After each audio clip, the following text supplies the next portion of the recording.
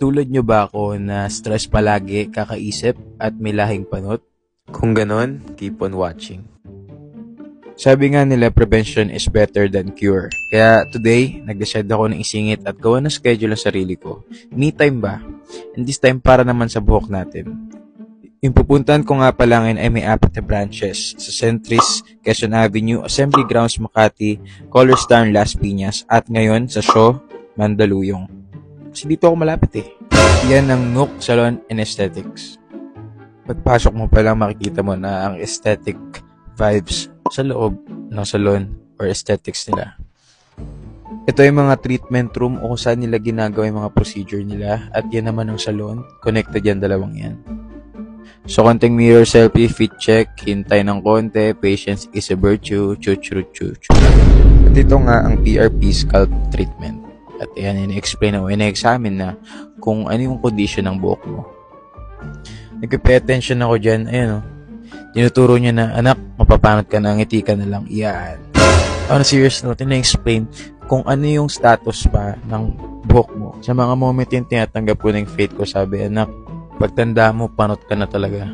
Kahit anong procedure pa yan, kailangan malinis yung surface na gagawa ng procedure. At syempre, ipapawash na yung buhok mo.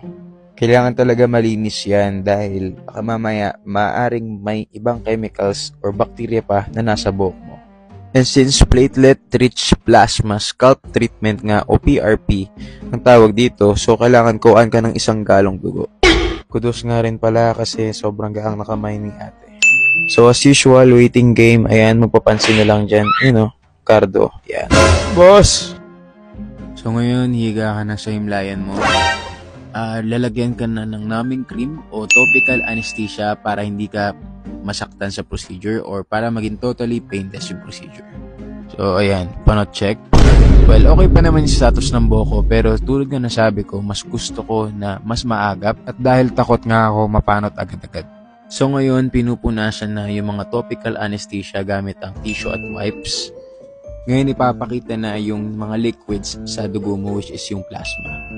Yung violet nga pala ay Dermapen at yung nilalagay ay yung plasma para ma-absorb ng buhok.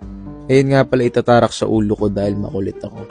As someone na mataas ang pain tolerance, i-rate ko to ng 3 out of 10. Gagamitan tayo ng high frequency wand para mamatay ang bakterya.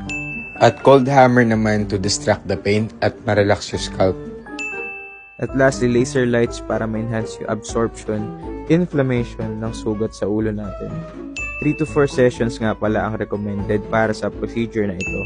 So kung gusto mo rin